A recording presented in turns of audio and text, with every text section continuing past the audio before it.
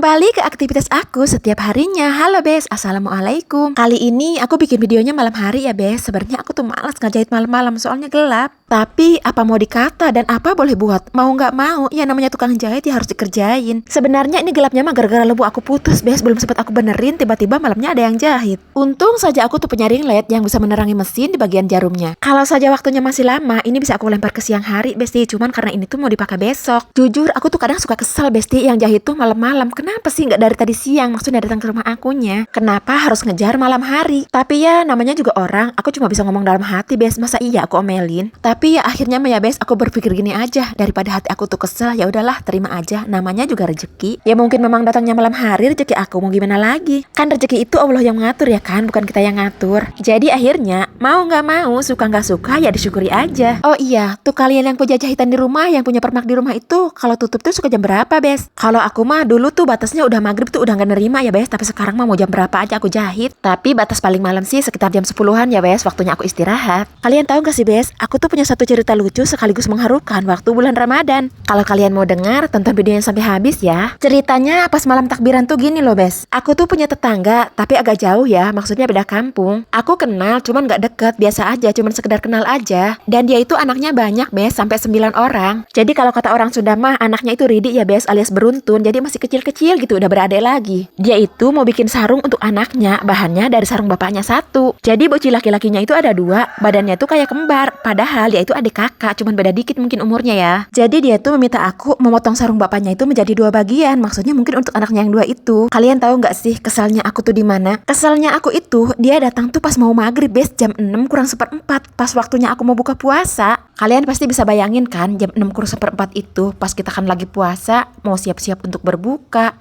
Tiba-tiba ada yang datang mau jahit, mana aku udah tutup juga warungnya. Dan dia itu gedor-gedor pintu Bes, meminta tolong untuk dibuka lagi. Dan akhirnya aku buka tuh pintunya. Aku bilang ke dia, aku udah gak bisa jahit lagi, soalnya ini mah udah malam, udah gak bisa jahit. Tapi kakaknya yang gede itu dia maksa banget Bes, sampai mohon-mohon ke aku. Lalu pas aku lihat, kedua bocilnya itu malah turun dari motor Bes. Dan mukanya itu melas banget, seolah-olah memiliki 1000 harapan agar aku tuh bisa menerima jahitan itu. Dan kalian tahu gak sih Bes, yang bikin aku hampir nangis itu ternyata sarung itu buat hari raya. Maksudnya untuk mereka itu sholat Id Besti. Masya Allah, di situ aku sampai nangis. Aku pikir cuman aku yang hidupnya paling susah, aku selalu saja mengeluh. Tapi ternyata ada yang lebih sulit dari aku. Sampai satu sarung aja harus dipotong 2 untuk hari raya. Dan dari situlah aku bisa hidup lebih bersyukur, karena di luar sana tuh masih ada yang hidupnya lebih sulit dari aku. Dan aku juga sangat bersyukur dengan hidup aku yang sekarang, karena banyak sekali memberikan aku pelajaran untuk aku bisa hidup lebih baik lagi. Lebih bisa bersyukur dengan apa yang aku miliki sekarang.